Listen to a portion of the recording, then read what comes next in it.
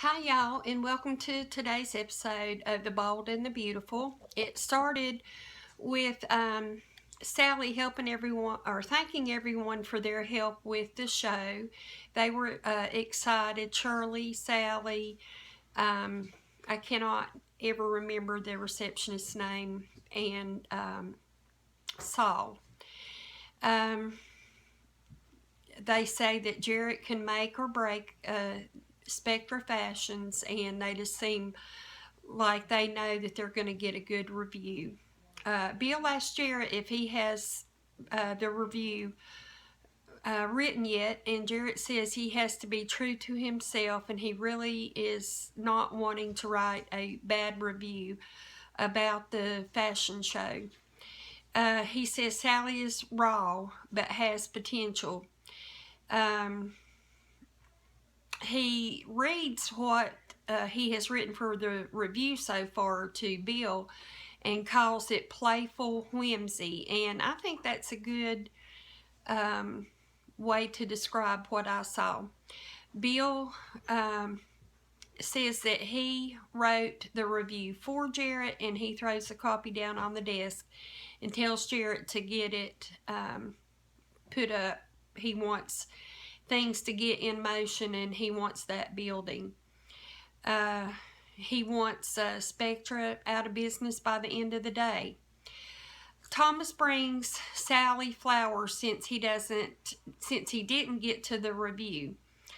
And Sally says after the review, Spectra Fashions will leave Forster Creations choking on their dust.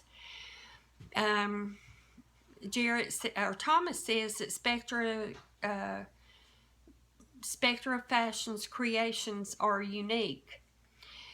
And Bill tells Jarrett he'll replace him if he doesn't go along with him on the review. And Sally says everything is riding on the review, a positive review.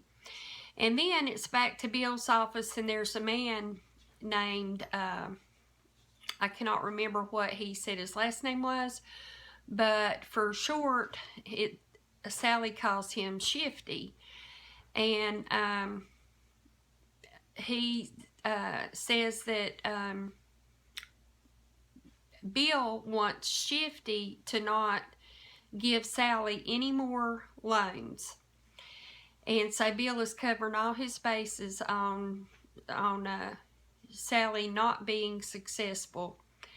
And so Shifty says, how is he going to get his money back if he can't give Sally money to try to be successful so he can get his money back?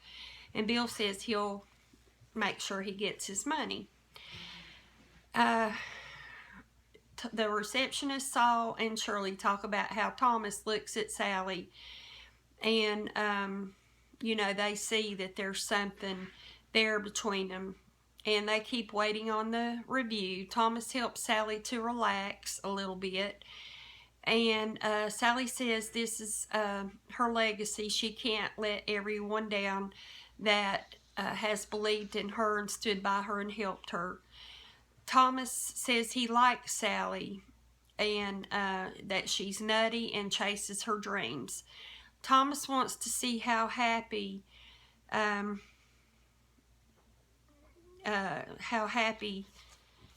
she is when she reads the review. Saul seems jealous of Thomas, and Jarrett comes back into the office and tells Bill it will be up just any time.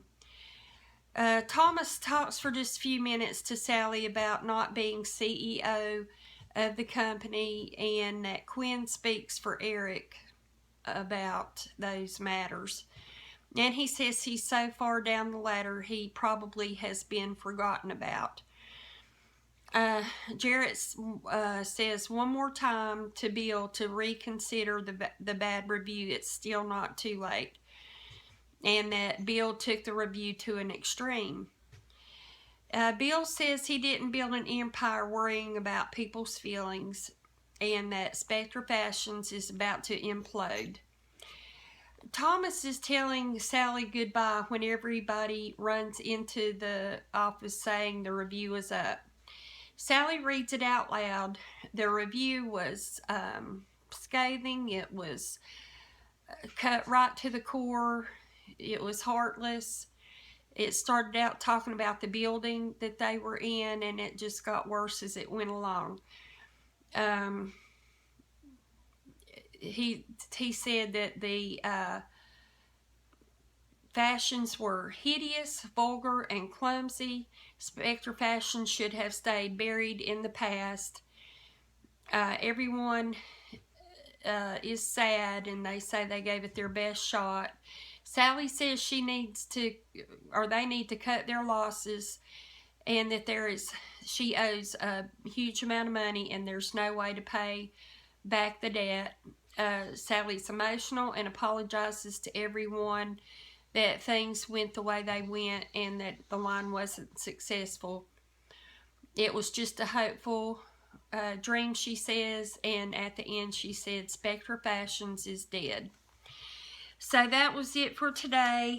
Thomas stood there and like he was thinking, and so I'm thinking that he will come up with a plan to make things better for them. And you know, Thomas is really liking Sally, so what is going to happen to him and Caroline, because I was under the impression that he was still with Caroline when he came back to Forrester, and that Caroline would be coming too, just not at this moment. So I wonder what's going to happen there.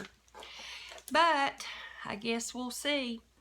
And today we're going to do some more trivia about the Bold and the Beautiful.